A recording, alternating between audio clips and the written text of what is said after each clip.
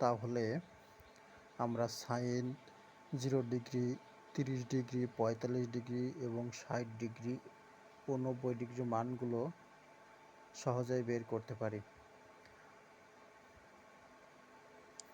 অর্থাৎ 0 ডিগ্রি,